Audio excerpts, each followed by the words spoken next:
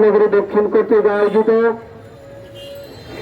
ভারতের আগরতলায় বাংলাদেশের সহকারী হাই কমিশনের এশিয়া হিন্দুত্ববাদীদের হামলার প্রতিবাদে আজকের এই বিক্ষোভ পূর্ব সমাবেশের সংগ্রামী সভাপতি, উপস্থিত খেলাপথ মজলিসের সংগ্রামী নায়েবে আমির, কেন্দ্রীয় নেতৃবৃন্দ ও সমবেত ভাই ও বোনেরা, সংগ্রামী ভাইরা, আমরা বলতে চাই ভারত নিজের দিকে নজর দেওয়ার সাহস এখনো হয়নি।